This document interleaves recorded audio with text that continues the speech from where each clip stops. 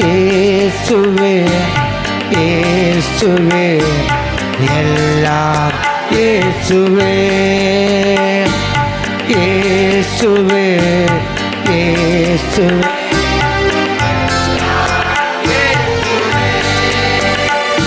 உம் கிருபையினால் நான் பிழைத்துக் கொண்டேன், உம் பாசத்தினால் நான் திகைத்து போனேன். உம் கிருபையினால் நான் பிழைத்துக் கொண்டேன், உம் பாசத்தினால் நான் திகைத்து போனேன். நான் திகைத்து போனேன், நான் திகைத்து போனேன். சொந்தம் என்று சொல்லிக்கொள்ள உம்மை விட யாரும் இல்லை, சொத்து என்று அள்ளிக்கொள்ள உம்மை விட ஏதுமில்லை. இயேசுவே இயேசுவே எல்லாம் இயேசுவே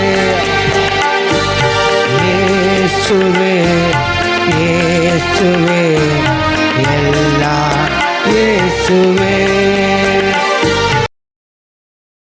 கர்த்தர் இந்த நாளில் நமக்கு கொடுக்கிற வேத வசனம் என்னவென்றால் சங்கீதம் 32:8 நாம் வாசித்து பார்ப்போமா? ஆண்டவர் நமக்கு கொடுக்கிற வார்த்தை நான் உனக்கு போதிப்பேன் என்ற தலைப்பில் தான் இன்றைக்கு கர்த்தர் நம்மளோடு இடைப்படுவாராக. சங்கீதம் 32:8 நாம் வாசிப்போம். எடுத்தவளை வாசிங்க. நான் உனக்கு போதித்து நீ நடக்க வேண்டிய வழியை உனக்கு காட்டுவேன். உன்மேல் என் கண்ணை வைத்து உனக்கு ஆலோசனை சொல்லுவேன். அதிகாரத்தில் இந்த 32வது அதிகாரத்தில் இந்த 8வது வசனம் சொல்லுகிற வாக்குத்தத்தமான இந்த வார்த்தையை கர்த்தர் இந்த காலவெளியில் நமக்கு தருகிறார். நான் உனக்கு போதித்து நீ நடக்க வேண்டிய வழியை நான் உனக்கு காட்டுவேன்.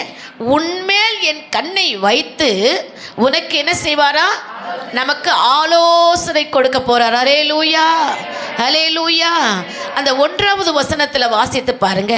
அதில் என்ன சொல்லப்பட்டிருக்குதுன்னு இந்த சங்கீத தலைப்பை பார்க்க என்னுடைய முதல் வசனம் 32 முதல் வசனம். எவனுடைய மீறுதல் மன்னிக்கப்பட்டதோ எவனுடைய பாவம் மூடப்பட்டதோ அவன் பாக்கியவான். பாருங்க, எவனுடைய மீறுதல் மன்னிக்கப்பட்டதோ எவனுடைய பாவங்கள் மூடப்பட்டதோ அவன் யாரு? பாக்கியவான். நம்முடைய மீறுதலை அவர் என்ன செஞ்சிருக்கிறாரு? மன்னித்திருக்கிறார். நம்முடைய பாவங்களை மூடப்பட்டிருக்கிறது. அப்போ நம்முடைய மீறுதலையும் மன்னித்து நம்முடைய பாவங்களையும் மூடி நம்மளை ஒரு பரிசுத்த ஜாதியாக பரிசுத்த சன்னதியாக அவருடைய பாதத்தில் நம்மளை கொண்டு வந்த ஆண்டவர் சொல்லுகிறார் இந்த 8வது வசனத்தில், நான் உனக்கு போதித்து நீ நடக்க வேண்டிய வழியை உனக்கு என்ன செய்வேன்?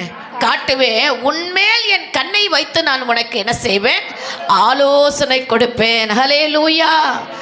ஆலோசனை ஆண்டவரை விட நமக்கு வேற யாரால நமக்கு நல்ல ஆலோசனை கிடைக்கும்? நம்முடைய காரியங்களை குறித்து நம்ம நிறைய பேரிடத்துல ஆலோசனைகளை கேட்போம். ஒரு காரியத்தை நம்ம செய்யணும் அப்படின்னு சொன்னால் ஒரு அனுபவம் உள்ளவர்களிடத்தில் போய் நம்ம என்ன பண்ணுவோம்? இது எப்படி, இந்த காரியத்தை நான் எப்படி செய்யறதுன்னு சொல்லி நம்ம ஆலோசனைகளை கேட்போம். ஆனால் அதை காட்டிலும் நம்மளை படைத்த நம்முடைய தெய்வமாகிய ஆண்டவரிடத்தில் இந்த உலக மனிதர்களை தர முடியாத ஒரு ஆலோசனையை நம்முடைய ஆண்டவர் தான் நமக்கு தர முடியும். ஏன்னா நம்முடைய எல்லா காரியமும் அவர் கையில் இருக்கிறது. ஹல்லேலூயா ஹல்லேலூயா. அந்த ஆலோசனைகளை நம்ம மறந்து போய் நம்ம ஆலோசனைகளை கேட்பதற்காக எங்கெங்கேயோ நம்ம என்ன செய்யறோம்? ஓடிக்கொண்டிருக்கிறோம். இங்கே போனால் சரியாக இருக்குமா, இவங்களை கேட்டால் சரியாக இருக்குமா, இதை செய்தால் சரியாக இருக்குமா அப்படின்னு நம்ம ஆலோசனைகளை கேட்குறோம். ஆனால் இன்றைக்கு ஆண்டவர் நமக்கு சொல்கிறார் என்னன்னா, உன் பாவங்களை நான் என்ன செஞ்சிருக்கிறேன்? மன்னித்து உன் அக்கிரமங்கள் எல்லாம் நான் என்ன செஞ்சிருக்கிறேன்? மன்னித்திருக்கிறேன். ஆண்டவர் நம்மளுடைய காரியங்களில் நமக்கு இவ்வளவு தூரம் மன்னிப்பை கொடுத்த ஆண்டவர் நமக்கு ஆலோசனை கொடுக்க மாட்டாரா? கொடுப்பாருன்றவங்க இல்லையா சொல்லுங்க. நம்முடைய பாவத்தை மறைத்த ஆண்டவர் ஏன் நமக்கு ஆலோசனை கொடுக்க மாட்டார்? நம்ம ஆலோசனைகளை தேடி என்ன செய்யறோம்? ஓடுகிறவளாய் காணப்படுகிறோம். ஆனா தேவனுடைய ஆலோசனையை விட்டு விலக்கி நம்ம என்ன செய்யறோம்? ஓடுகிறோம். அதுக்கு தான் ஒரு உதாரணம் ஒன்று சொல்றேன் பாருங்க. இன்னைக்கு சில நேரங்களிலே ஆண்டவரை மறந்து அவரை விட்டு விலக்கி நம்ம ஓடும் பொழுது அது கடவுளுக்கு எப்படிப்பட்ட ஒரு துக்கத்தை கொண்டு வரும். அதான் 9வது வசனத்தை கூட வாசித்து பாருங்களா. அதில் என்ன சொல்றாரு பாருங்க. வாரினாலும் கடிவாளத்தினாலும் வாய் கட்டப்பட்டால் ஒழிய உன் கிட்ட சேராத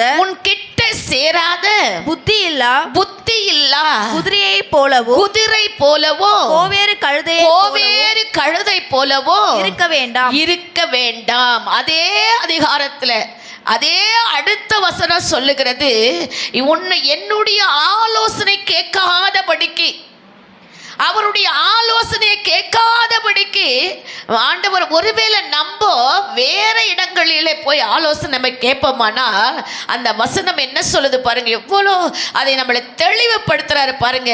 எப்படிப்பட்டவர்களாய் நம்மளை மாறிடுறோம், நம்மளை எப்படி உதாரணப்படுத்துறாரு பாருங்களேன். இல்லாத ஒரு குதிரைக்கு ஒப்பிடுறார்.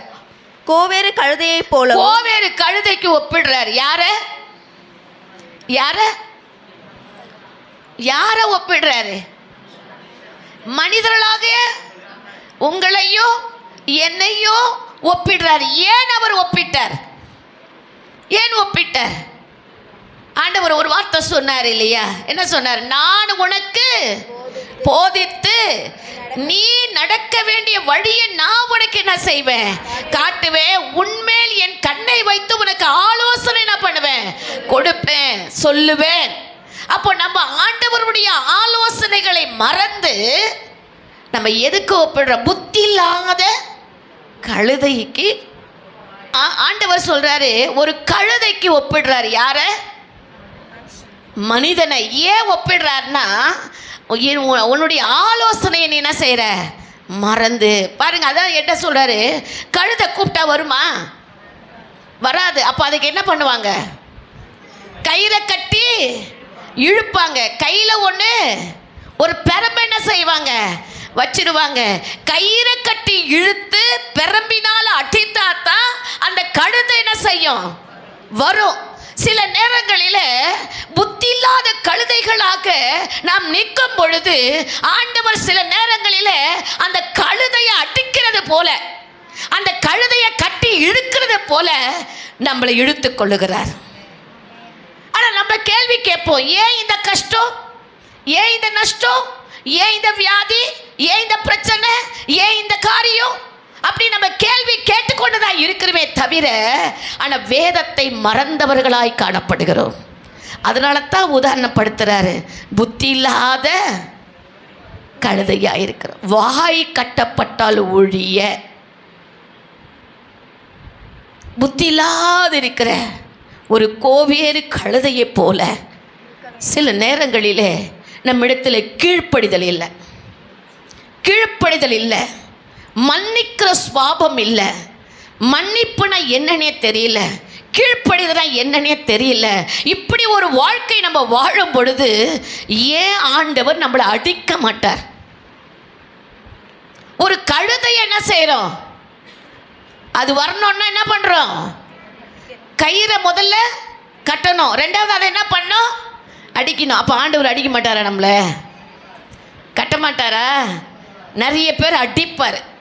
என்னடா பாஸ்டம்மா என்னமோ இன்னைக்கு என்னமோ வந்துருச்சுன்னு நினைக்காதீங்க, கண்டிப்பாக அடிப்பார்.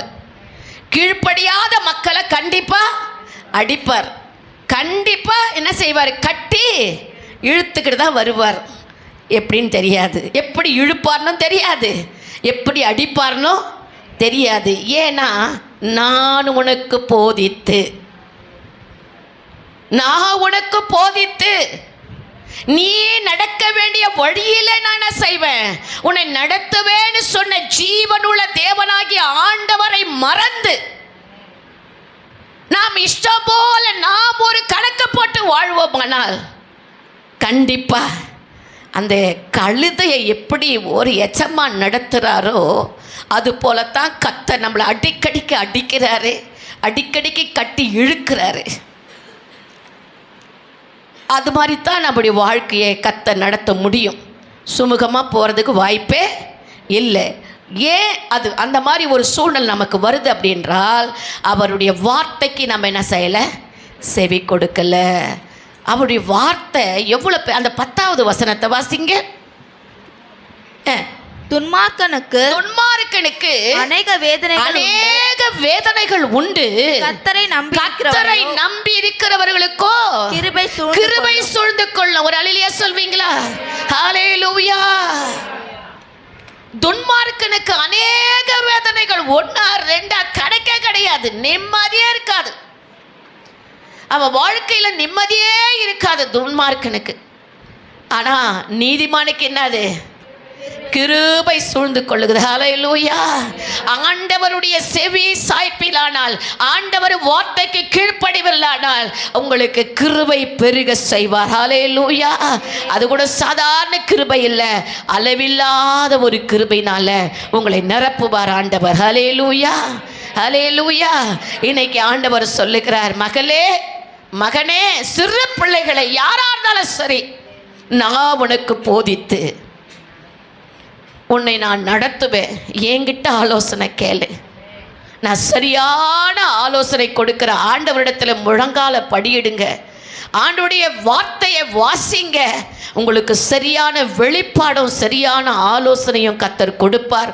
அவருடைய பிள்ளைகளோடு ஐக்கியப்படுங்க, ஜெபம் செய்யுங்க. ஒருவருக்கொருவர் ஐக்கியப்பட்டு ஜெபித்து ஆலோசனை கேளுங்க. கண்டிப்பா உங்களை அடிக்க வேண்டிய அவசியம், உங்களை கட்டி இழுக்க வேண்டிய அவசியம் இல்லவே இல்லை. கிருபை உங்களை சூழ்ந்து கொள்ளும். இந்த 2 கொரிந்தியர் 12வது அதிகாரம் 9வது வசனத்தை வாசித்து பார்ப்போமா? 2 கொரிந்தியர் 12:9. அதற்கு அவர் என் கிருபை உனக்கு போதும், பலவீனத்திலே என் பலன் பூரணமாய் விளங்கும் என்று சொல்லுகிறார். என் கிருபை உனக்கு போதும். கிருபை என்பது தேவனுடைய பிரசன்னம், தயவு, வல்லமை. கிறிஸ்துவுக்காக நாம் நிற்கும் போது நம்முடைய பலவீனங்கள், சோதனைகள் அதிகமாய் வந்தாலும் அதை நம்ம பொருட்படுத்த வேண்டிய அவசியமே இருக்காது. ஏனென்றால் அவர் கிருபை நம்மளை என்ன செய்து சூழ்ந்து கொள்ளுகிறது. ஹல்லேலூயா. அடுத்த வசனத்தை கூட வாசித்து பாருங்க, இன்னும் தெளிவா இருக்கு பாருங்க. ஆகையால் கிறிஸ்துவினுடைய வல்லமை என் மேல் தங்கும்படி என் பலவீனங்களை குறித்து நான் மிகவும் சந்தோஷமாய் மேன்மை பாராட்டுவேன். ஏன்? அவருடைய கிருபை நம்மளை சூழ்ந்து கொள்ளுது. ஹல்லேலூயா. பலவிதமான நெருக்கங்கள், சோதனைகள் வந்தாலும் கிறிஸ்துவுக்காக, என் ஆண்டவருக்காக எல்லா காரியத்திலையும் நான் என்ன செய்வேன்? வெற்றி பெறுவேன் என்ற நம்பிக்கையும் தைரியத்தையும் விசுவாசத்தையும் கர்த்தர் நமக்கு கொடுத்து அவருடைய கிருபை நம்மளை என்ன செய்யுது? சூழ்ந்து கொள்ளுகிறது. அடுத்த வசனத்தை கூட வாசித்து பாருங்களேன். அந்தபடியே நான் பலவீனமாய் இருக்கும்போது பலமுள்ளவனாய் இருக்கிறேன். ஹல்லேலூயா. நான் பலவீனனாய் இருக்கிறேன் தான். என்னுடைய பலவீனம், என் சரீரத்திலே பலவீனம் எனக்குள்ள இருக்கிறது. ஆனா கிறிஸ்துவினுடைய கிருபை எனக்குள்ள இருக்கிறதுனால நான் எப்படி இருக்கிறேன்? பலவானாய் இருக்கிறேன். ஹல்லேலூயா.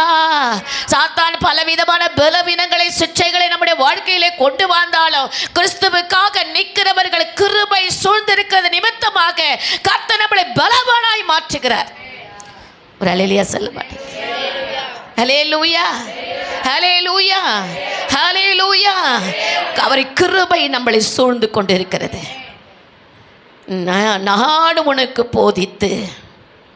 நான் உனக்கு போதித்து நடத்த வேண்டிய வழியில் நான் செய்வேன், நடத்துவேன்.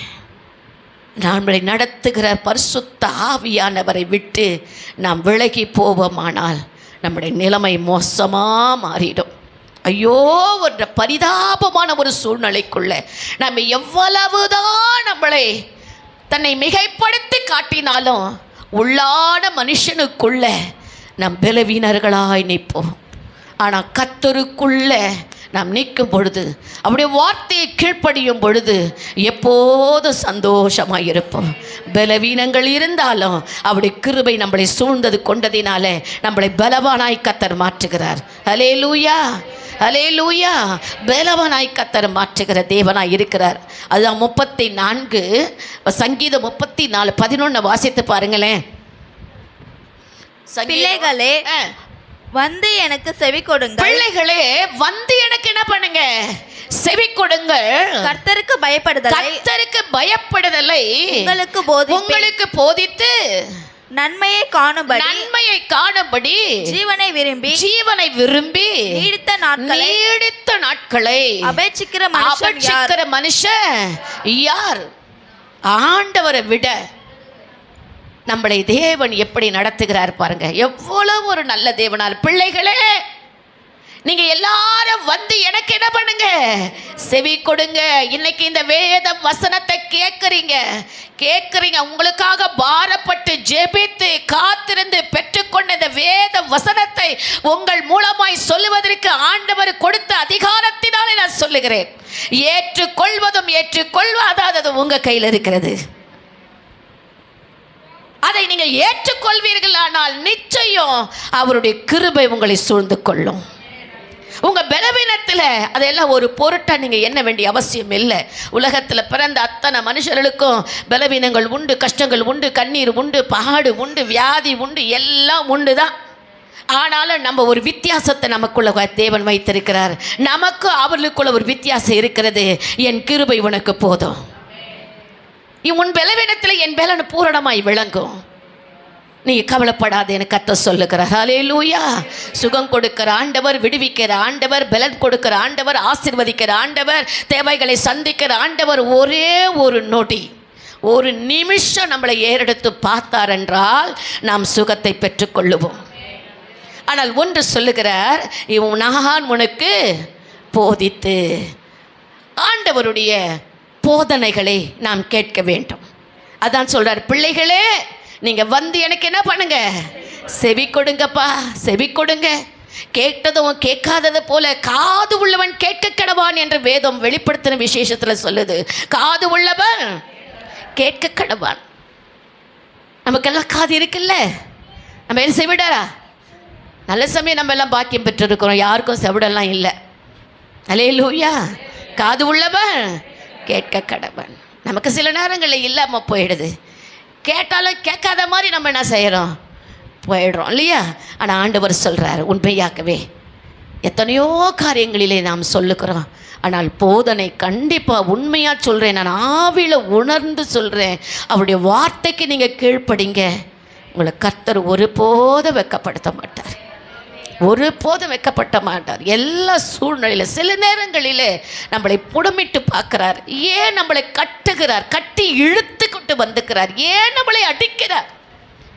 நம்முடைய கீழ்ப்படியாத தனத்தினால தான் நம்மளை அடிக்கிறார். சத்தியத்தை கேட்கிறோம், ஆனால் சத்தியத்தின்படி நடக்கிறது இல்லை. அந்த வசனத்தை முடிச்சிடுறீங்களா? முடிச்சுட்டோம்மா. பிள்ளைகளே வந்து எனக்கு செவி கொடுங்கள். கர்த்தருக்கு பயப்படுதலை உங்களுக்கு போதிப்பேன். அப்பனா நீங்க என்ன செய்யணும் என்பதை நான் என்ன செய்வேன்? சொல்லிக் கொடுப்பேன். கர்த்தருக்கு போதிக்குது, நீங்க என்ன பண்ணணும் அப்படின்றத நான் உங்களுக்கு சொல்லிக் கொடுப்பேன்னு சொல்றாரு. சங்கீதம் 66:11 வாசிங்க. எங்களை வலையில் அகப்படுத்தி எங்கள் இடுப்புகளின் மேல் வருத்தமான பாரத்தை எங்களை என்ன செய்றாரா? எங்களை அகப்படுத்தி வலையில் அகப்படுத்தி எங்கள் இடுப்புகளின் மேல் வருத்தமான பாரத்தை ஏற்றினீர். பாத்தீங்களா? எங்களுடைய வலைகளை என்ன பண்ணுகிறேன்? வலையில அகப்படுத்தி வருத்தமான பாரத்தை ஏத்துறார். ஏன் வலையில மாட்டிக்கிறோம்? மாட்டிக்கிட்டோம்பா, பெரிய சிக்கல்ல நம்ம என்ன தெரிஞ்சிட்டோம்? மாட்டிக்கிட்டோம். எப்படி வெளியே வர்றதுன்னு தெரியல. வருத்தமான பாரம் அதில் இருக்குது. அந்த வலையில சிக்கிட்டா என்ன இருக்குது? வருத்தம் தானே. இப்போ வெளியே வர முடியலையே. நம்மளை சூழ்ந்து ஒரு என்ன இருக்கு? ஒரு வலையை என்ன பண்ணிடுச்சு? மூடிக்கொண்டு இருக்கிறது. நம்ம வெளியே வரணும்னா யாராவது உதவி செய்யணும், யாராவது நம்மளை காப்பாற்றணும். அப்போ கஷ்டங்கள் மூலமா ஏதோ ஒரு விதத்தில் நம் வலையிலே சிக்கிட்டோமானால் நம்மளை மீட்க ஒருவர் வரணும்ல. ஏன் நம்ம சிக்கிறோம் அப்படின்னா, நான் உனக்கு போதித்து நடக்க வேண்டிய வழியில் உன்னை நடத்துவேன்னு சொன்ன ஆண்டவரை மறந்ததினால தான் இப்படி ஒரு வலைக்குள்ளே நம்ம சிக்கப்பட்டவளாக இருக்கிறோம். அதனால தான் வருத்தத்தை நாம் அனுபவிக்கிறவளாய் காணப்படுகிறோம். கீழ்ப்படிவோம். தெய்வ சமூகத்தில் வந்திருக்கிற தெய்வ ஜனமே, அதே மாதிரி ஆண்டவர் சொல்கிறாரு பாருங்கள், 2 கொரிந்தியரில் எடுத்து வாசிங்க, 1வது அதிகாரம் நினைக்கிறேன் 4வது வசனத்தை வாசித்து பாருங்கள். நம்முடைய ஆண்டவர் எவ்வளோ நல்லவர் தெரியுமாம்மா. ஆனால் நம்ம என்ன செய்கிறோம், இதை மாதிரி சிக்கிற நேரத்தில் குறை சொல்லிட்டு இருக்கிறோம். ஆனால் ஆண்டவர் சொல்கிறாரு, நீ வலைக்குள்ளே மாட்டினது முன்னால தான், நீ செய்கிற தவறு தான் சொல்கிறாரு. ஆனால் 2 கொரிந்தியரில் வாசித்து பாருங்க. 2 கொரிந்தியர் 1வது அதிகாரம் 4வது வசனத்தை வாசிங்க. தேவனால் எங்களுக்கு அருளப்படுகிற பாருங்க, தேவனால் எங்களுக்கு அருளப்படுகிற ஆறுதலினாலே எந்த உபத்திரவத்தில் ஆகிலும் அகப்படுகிறவர்களுக்கு நாங்கள் ஆறுதல் செய்ய திராணி உள்ளவளா இருக்கிறாங்களா. எப்படி வலையில அகப்பட்டிருக்கிற ஜனங்களை மீட்க எப்படி இருக்கிறாங்க, திராணி உள்ளவர், ஆறுதல் செய்கிற தேவன் நம்முடைய தேவன். அதை அப்படியே முழுசா வாசிச்சிருக்கமா. அடுத்தது, எங்களுக்கு வரும் சகல உபத்திரவங்களிலும் அவரே எங்களுக்கு ஆறுதல் செய்வார். ஒரு அல்லேலூயா சொல்வீங்களா? ஹல்லேலூயா. கர்த்தருக்கு கீழ்ப்படிகிற பிள்ளைகள் மேல கிருபை என்ன செய்யும், சூழ்ந்து கொள்ளும். எந்த விதமான வலையிலே நம்ம சிக்கி கொண்டாலும் கர்த்தர் அதை உடைத்து அதை காப்பாற்றுவார். ஹல்லேலூயா. சங்கிலிகளை அறுக்கக்கூடிய பலனை கொடுக்கிறவர் நம்முடைய தேவன். எந்த ஒரு சோதனைக்குள்ள, எந்த ஒரு பாவத்துக்குள்ள, எந்த விதமான அசுத்தத்துக்குள்ள நீங்க சிக்கிக் கொண்டாலும் உங்களை காப்பாற்ற ஆண்டவரால முடியும். அதனால சகல விதமான ஆறுதலை கொடுக்கிறவர் நம்மளோடு கூட இருக்கிறார். சகல ஆறுதலை கொடுக்கிறவர். அவரை போல் இந்த உலகத்துல ஒருவரும் இல்லை. 5வது வசனம் படிச்சியம்மா. எப்படி எனில் கிறிஸ்துவனுடைய பாடுகள் எங்களிடத்தில் பெருகுகிறது போல கிறிஸ்துவினாலே எங்களுக்கு ஆறுதலும் பெருகுது. ஹல்லேலூயா. கிறிஸ்துவினாலே வருகிற பாடுகள் ஒரு பக்கம் இருந்தாலும் அவர் மூலமாய் கிருபையை நமக்கு என்ன செய்யுது, கிடைக்குது. ஹல்லேலூயா. கிறிஸ்துவின் மூலமாய் பாடுகள் என்ன செய்யுது, வருது. சபை வளர்ந்தா புறஜாதி மக்களுக்கு பிடிக்காது, ஜனங்கள் வர ஆரம்பிச்சா பிடிக்காது. ஏன்னா சத்ருவானவனுக்கும் பிடிக்காது. ஏன்னா வளர்ச்சியை கிடைப்பதற்கு பல விதங்களிலே நம்மளுக்கு என்ன செய்ய, சோதனைகள் வரதான் செய்யும். ஆனாலும் ஆண்டவர் என்ன சொல்றாரு, ஆறுதல் பெருகும். எத்தனை கஷ்டங்களை ஒருவேளை நீங்கள் நினைக்கலாம், எனக்கு ஏன் இவ்வளோ பெரிய கஷ்டம்னு நீங்கள் நினைக்கலாம். ஆனால் ஆறுதலையும் கர்த்தர் உங்களுக்கு என்ன செய்கிறாரு, ஒரு பக்கம் ஆறுதலும் பெருகி கொண்டே இருக்கும். ஹல்லேலூயா. தேற்றிக்கிட்டே இருப்பார். மகளே பயப்படாதே, இந்த கஷ்டத்தை கண்டு பயப்படாதே, இந்த நஷ்டத்தை கண்டு பயப்படாதே, இந்த துன்பத்தை கண்டு பயப்படாதேன்னு சொல்லி நம்மளை தைரியப்படுத்தி கொண்டே இருப்பார். ஒரு பக்கம் நமக்கு பாடுகள் வழியாய் போக வேண்டியதாக இருக்கும், இன்னொரு பக்கம் ஆண்டவர் நம்மளை தேற்றி கொண்டே இருப்பார். ஆண்டவருக்காக உண்மையாக பயப்படுகிற மனிதர்கள் யாராய் இருந்தாலும் கர்த்தர் சொல்லுகிறார், அவருடைய நாமத்தை பறைசாற்றுகிற, அவருக்கு கீழ்ப்படுகிற, அவருடைய வார்த்தைக்கு செவி கொடுக்கிற யாராய் இருந்தாலும், பாடுகள் வழியாய் ஒருவேளை அநேக பாவத்துக்குள்ள நம்ம சிக்கி இருந்தாலும் தேவ கர்த்தர் நம்மளை மீட்டு வெளியே கொண்டு வந்து அவர் மூலமாய் நமக்கு ஆறுதலையும் என்ன செய்வாரு, கொடுக்கிற தெய்வமாய் இருக்கிறார். ஹல்லேலூயா. ஆறுதலை கொடுக்கிற தேவன் நம் நடுவில் இருக்கிறார். ஆமென். அவரை போல இந்த உலகத்தில் நம்மளை யாருமா ஆறுதல் படுத்த முடியும் சொல்லுங்க? கொஞ்சம் யோசித்து பாருங்களேன். எவ்வளவு பேர் நம்மளை ஆறுதல் படுத்தினாலும் இயேசுவை போல ஆறுதல் படுத்த ஒருவராலும் முடியாது. ஹல்லேலூயா. ஹல்லேலூயா. எத்தனை பேர் நம்மளை தைரியப்படுத்தினாலும், எத்தனை பேர் நமக்கு ஆறுதல் சொன்னாலும் அந்த நிமிஷம் நம்ம கேட்டுக்குவோம். அடுத்த நொடி பொழுது அதே பயம், அதே நெருக்கம் நம்மளை வந்து பிடிச்சிடும். ஆனால் இயேசு நம்மளை ஆறுதல் படுத்திட்டார்னா அது நம்மளை விட்டு விலகி ஓடியே போயிடும்.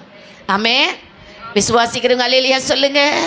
அப்படி ஆறுதல் படுத்துறவர் நம்ம ஆண்டவர். சொல்றாரு, நான் உனக்கு போதித்து நடக்க வேண்டிய வழியை காட்டுவேன். உன்மேல் என் கண்ணை வைத்து உனக்கு ஆலோசனை கொடுப்பேன். இந்த அருமையான வார்த்தை, இந்த அருமையான வாக்குத்தத்தமான இந்த வார்த்தை நம்மளை தைரியப்படுத்துது இல்லையா? நம்மளை போதிக்கிற தேவன், நம்ம போதிக்கிற தேவன், வழி நடத்துகிற தேவன், நமக்கு ஆறுதல் படுத்துகிற தேவன். அவளை போல ஒருவருமே இல்லைம்மா. ஆண்டவருடைய சமூகத்தில் வந்திருக்கிற நம்ம எல்லாரையும் பார்த்து சொல்லுகிறார், அவள் தேவைப்படுகிற நேரத்தில், நமக்கு ஆறுதல் தேவைப்படுகிற வேளையில் நம்மளை ஆறுதல் படுத்துகிறவர் ஒருவருமே இல்லை. இயேசு சொல்கிறார், நான் உனக்கு ஆலோசனை சொல்லுவேன், நான் உனக்கு ஆலோசனை சொல்லுவேன், என்ன செய்யணும்னு சொல்லுவேன். சங்கீதம் 33:19 வாசிச்சிருங்க. பஞ்சத்தில் அவர்களை உயிரோட காக்கவும் கர்த்தருடைய கண் அவர்கள் மேல் நோக்கமாய் இருக்கிறது. இந்த நேரத்துலமா பஞ்சத்தில், எந்த நேரத்தில்? பஞ்சத்தில். ஒருவேளை பஞ்சமான ஒரு சூழ்நிலை நம்ம வாழ்க்கையில் வந்தாலும், நம்முடைய தேசத்தில் வந்தாலும் அவர் என்ன செய்வாரா? அந்த நேரத்தில் பஞ்சத்தில் நிறைய பேர் செத்து போனால் கூட நம்ம சாகவே மாட்டோம், நம்மளுக்கு உயிரோடு வைப்பார். அல்லேலூயா. உயிரோடு காத்து அடுத்தது முடிச்சிடாமா? அவ்வளோதானா? நம்முடைய ஆத்துமா கர்த்தருக்கு காத்திருக்கிறது, கர்த்தருக்கு காத்திருக்கிறது. அவரே நமக்கு துணையும் நமக்கு கேடகமானவர். பாரு, அவரே நமக்கு துணையும், அவரே நமக்கு கேடகம். துணை யார் நமக்கு? அப்போ ஒரு துணை தேவையா? நீங்கள் துணைன்னா வேறு மாதிரிலாம் நினச்சிடாதீங்க, அது கடவுள் செய்கிற விஷயம். நான் அந்த துணையை சொல்லலை. ஏன்னா அந்த துணை கூட நம்மளை கைவிட்டு போயிடும் சில நேரங்களில், அது கூட நமக்கு நிரந்தரமாக நம்ம சொல்லவே முடியாது. ஆனால் அப்பா நமக்கு எப்படி இருக்கிறாரு? துணையாவோ கேடகம். கேடகம் எதுக்கு? எதிரி வந்தா தடுக்கிறதுக்கு ஒரு கேடகத்தை கையில் என்ன செஞ்சிருக்கிறாரு? அப்போ அந்த கேடகத்தை மீறி நம்ம மேலே ஒரு பட்டயமோ ஒரு அடியோ ஒரு வலியோ வரவே வராது. அல்லேலூயா. அவரே நமக்கு கேடகமோ, அவரே நமக்கு துணையுமாயிருக்கிறார். அல்லேலூயா, அல்லேலூயா. என் அருமையான தேவச்சனமே, கர்த்தர் நம்மளோடு பேசியிருக்கிறார். அப்படியே முழங்கால போடுங்க ஆண்டவருடைய பாதத்தில். எவ்வளோ அழகான இந்த வார்த்தை. எத்தனையோ முறை இந்த சத்தியத்தை கேட்டிருக்கிறோம், எத்தனையோ தடவை இந்த வசனத்தை படிச்சிருக்கிறோம். ஆனால் ஆண்டவர் இன்னைக்கு நம்மளுக்கு இன்னும் ஒரு படி நம்ம விசுவாச வாழ்க்கையில முன்னேற, இன்னும் சீர்பட ஸ்திரப்பட கர்த்தர் நம்மளோடு பேசியிருக்கிறார். நான் உனக்கு போதித்து நடக்க வேண்டிய வழியை உனக்கு காட்டுவேன், உன்மேல் என் கண்ணை வைத்து உனக்கு ஆலோசனை கொடுப்பேன்னு சொன்ன ஆண்டவர். ஹல்லேலூயா. ரிபாலா ஷபாராதாராபா. நமக்கு ஆலோசனை கொடுக்கிற நம்முடைய ஆண்டவர் நம்ம மத்தியில் இருக்கிறபடினால அந்த ஆலோசனை கேட்டு நடக்கிற தேவச்சனமே, ஒருபோது உன்னை கைவிட மாட்டார். ஒருபோது அவர் உனக்கு நிழலாய் இருப்பார். அவருடைய கிருபை உன்னை சூழ்ந்து கொள்ளும், அவருடைய கிருபை உன்னை சூழ்ந்து கொள்ளும். எப்படிப்பட்ட பலவீனமாய் இருந்தாலும் அவருடைய பலன் நம்ம மேலே அதிகமாய் இருக்கும். ஹல்லேலூயா. ஆமாண்டவரே, ஹல்லேலூயா. நன்றி ஏசப்பா, நன்றி ஏசப்பா. எங்களோடு இடைப்பட்டதுக்காக நன்றி, எங்களோடு இடைப்பட்டதுக்காக நன்றி, எங்களோடு இடைப்பட்டதுக்காக நன்றி. எல்லா கரங்களை தட்டி தேவனுக்கு நன்றி செலுத்துவோமா, நன்றி செலுத்துவோமா, நன்றி செலுத்துவோமா. தேவ ஆவியானவர், தேவ ஆவியானவர், தேவ ஆவியானவர் நம்மத்திலே இடைப்பட்டதுக்காக, விடுவித்ததுக்காக, ஆறுதலை கொடுக்கிறவராய் இருக்கிறார், நிழலாய் இருக்கிறார், துணையாய் இருக்கிறார், விடுவிக்கிறவராய் இருக்கிறார், நம்மளோடு கூட இருக்கிறார். நான் உனக்கு போதித்து நடக்க வேண்டிய வழியை காட்டுவேன், உன்மேல் என் கண்ணை வைத்து உனக்கு ஆலோசனை கொடுக்கிற தேவன் மத்தியில் இருக்கிறார். ஹல்லேலூயா. உமக்கு நன்றி ஆண்டவரே. அப்பா, இன்னைக்கு இந்த ஆலோசனையை தேடி அப்பா என் குடும்பத்தை எப்படி நடத்துவேன், என் சபையை எப்படி நடத்துவேன், என் பிள்ளைகளை எப்படி நடத்துவேன், அப்படி எனக்கு தெரியாமல் அங்கலாய்க்கிற எங்கெங்கேயோ ஒரு ஆலோசனை கேட்குறாங்கப்பா.